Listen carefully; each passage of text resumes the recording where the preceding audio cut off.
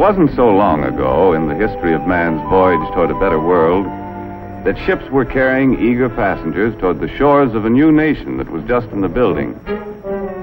Our forefathers were constructing the foundation of this nation by interlocking inseparably the blocks of our political and economic freedoms.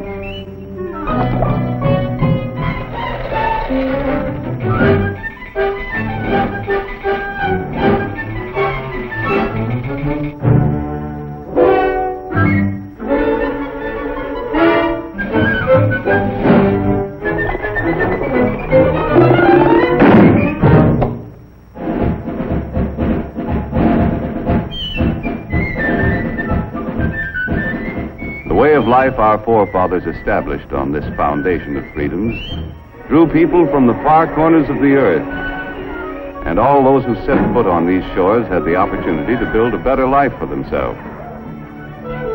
Even young Jonathan, an unskilled lad from across the sea, hoped to find a job where he could progress according to his ability and enterprise.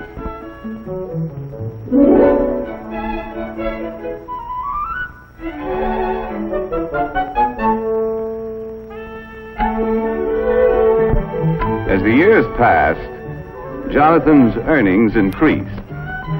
But he still felt that for a man of his skill, it was about time for another raise.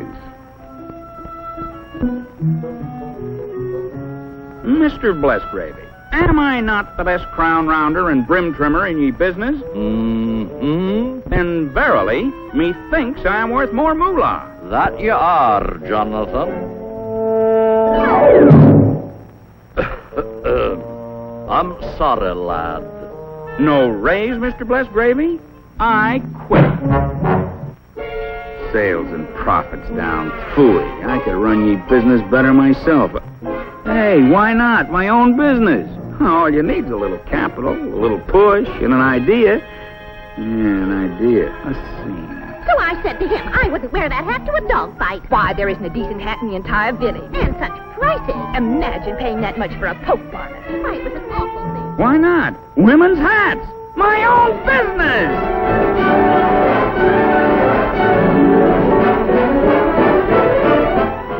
Fortunately, Jonathan was thrifty enough to keep a little nest egg for such an emergency. Well, the cost of the building took care of the nest egg. And there was nothing left to pay for the necessary tools and equipment. But happily, Jonathan had a good reputation, and as his idea promised a profit, his friends and neighbors were willing to invest some of their savings in his new business.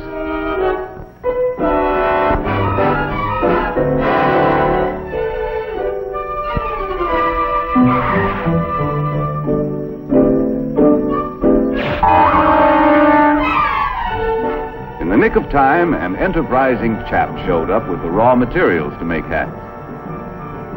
And before long, Jonathan was open for business.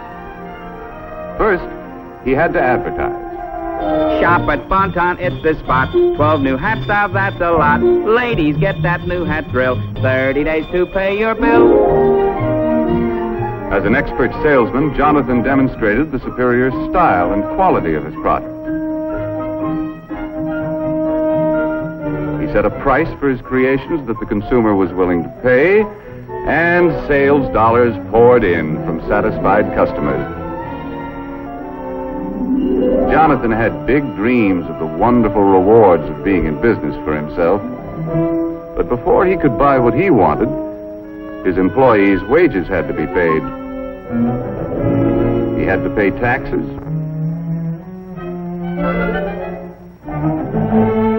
And his friends who helped finance the business had to be paid a return on their investment. When all of his bills were paid, Jonathan had to exchange his big dream for a little dream. Mesdames, mademoiselles, it is the privilege of Alphonse, hat stylist to all the grand heads of Europe, to bring you hats with style so chic, a quality magnifique, and a price, ooh la la, so low. Come one, come all to the grand opening. To meet competition, Jonathan had to plow part of his profits back into the business to develop a better hat. If customers approved the quality, style, and price of Jonathan's new designs, he still could make his dreams come true. With the passing years, this strong foundation of freedoms protected the dignity of the individual and his family, gave everyone the right to worship as he pleased, and promised anyone with ability and enterprise the opportunity to participate in the building of the American way of life as we know it today. A way of life that depends upon millions of thrifty Americans who send a portion of their savings to work in our business system each year. People from all walks of life, workers, farmers, housewives, all of us send our dollars to work in our business system in the hope of earning dividends or interest on our investments.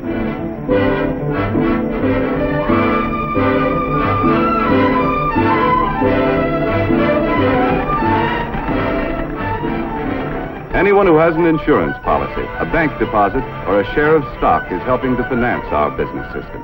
A constant stream of savings dollars must flow into big and small business each year. These dollars help to buy the land, the buildings, the tools and equipment, and create new job opportunities for our expanding population. The goods we produce are distributed to main streets all over the country. While the Main Street of today doesn't look much like the Main Street of Jonathan's time, the principles of our business system remain the same, for businessmen still compete with one another for the consumer's supply of spendable dollars. And Mrs. Consumer is still mighty critical of everything she buys. Uh-oh, competition.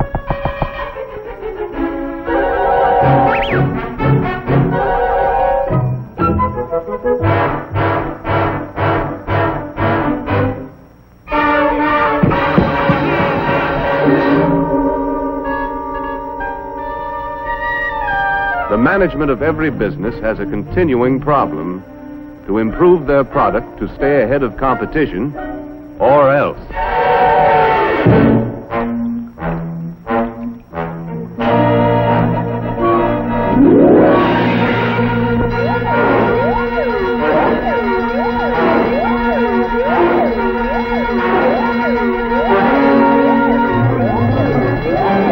Okay, men, this is it. Quick Chill's got the ball. We've got to get it back. Give them that new product play. More style, better quality, new features, and at the right price. Hit the line, men. Let's go.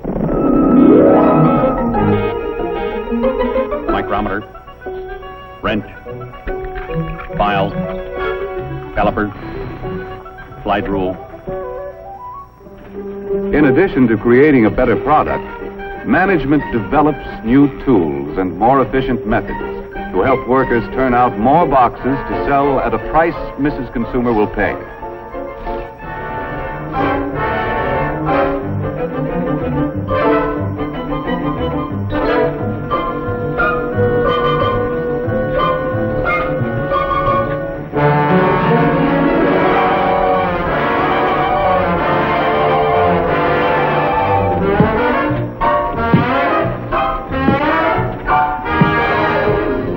New features about this better product are advertised to point out its competitive advantages.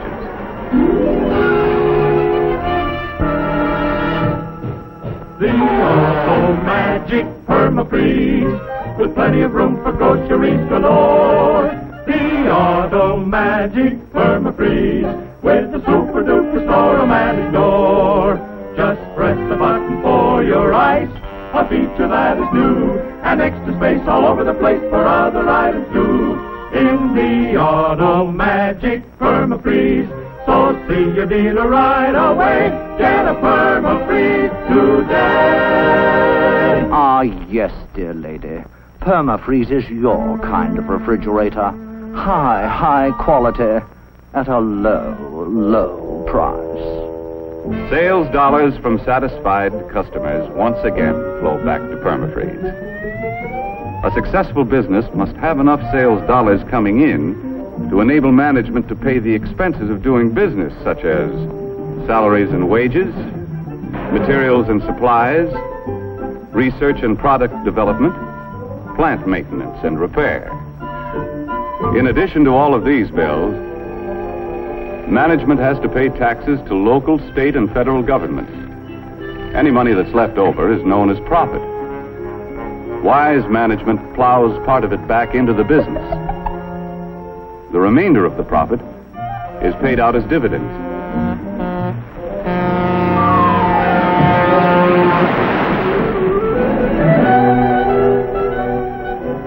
These dividends are sent back to investors as a reward for risking their savings in the American business system.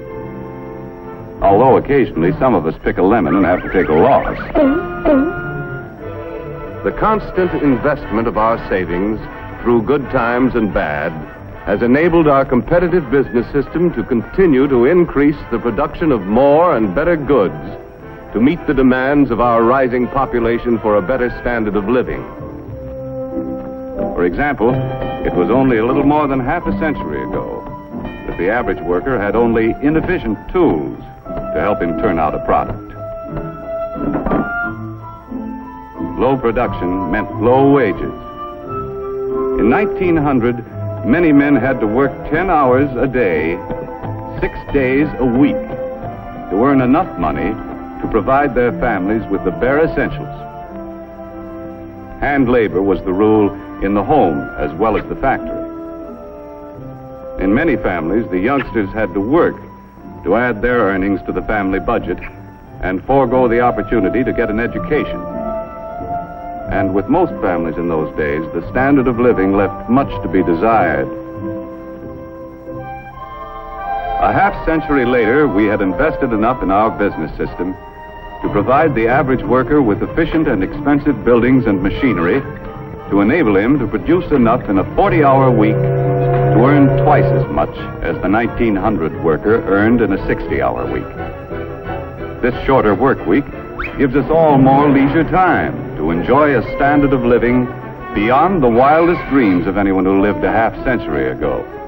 The more we earn, the more our families have to spend for the things they need and want. Young people today have leisure time for fun and enjoy educational opportunities denied their fathers and grandfathers.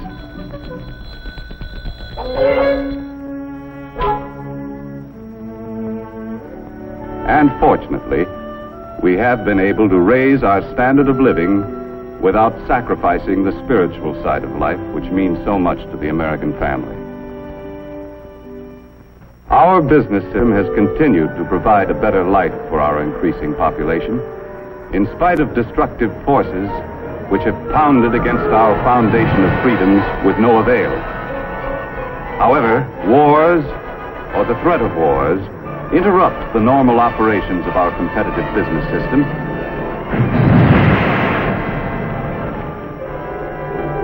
and may result in government controls which crack essential blocks in our foundation of freedoms.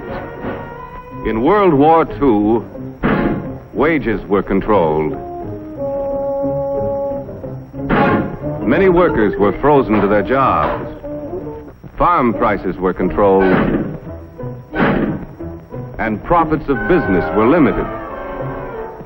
Raw materials were allocated between essential and non-essential business. On Main Street, USA, many of us found less to buy because a good portion of our productive capacity went to the war effort. Prices were fixed, and the available supply of goods was rationed. In war emergencies, we allow government to restrict certain of our freedoms. But we Americans have learned to remove government controls as quickly as possible and to repair the blocks in the foundation of our freedoms to allow our business system to resume its normal operations. While we invest part of our savings to help finance the world's most efficient business system, at the same time we pay taxes to government to finance many kinds of services which also contribute to our way of life. For example, our taxes must provide the necessary funds to improve and expand our school system. Our taxes must be sufficient to pay for city streets, health, fire, and police protection, and, of course, aid to the needy.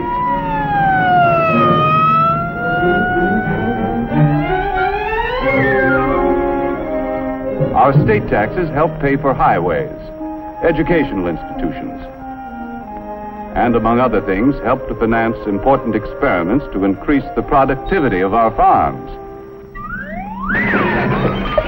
Our federal taxes pay for irrigation and reclamation projects, for national parks, postal services, the Weather Bureau, and many other services. Our taxes have to pay for the enormous cost of past wars and provide the funds for a defense program which will ensure the safety of our country. In addition, all of us should be willing to pay whatever taxes are necessary to enable efficient government to improve or expand any essential service. But with our present tax load, we should avoid pressuring government for any new services that aren't absolutely necessary. Because we all know the more our government provides, the more taxes it's forced to collect.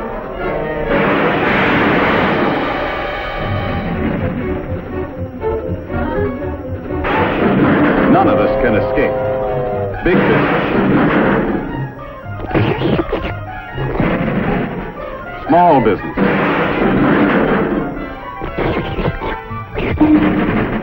farmers,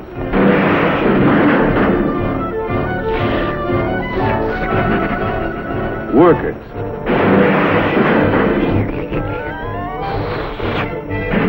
housewives, and all of us have to pay our share. Demanding more and more from government could create a tax burden heavy enough to crack essential blocks in the foundation of our business system. Therefore, we shouldn't let our taxes reach a point where they destroy our ability to save and invest. For, as we have seen, our rising standard of living depends upon a constant flow of savings dollars into our business system each year.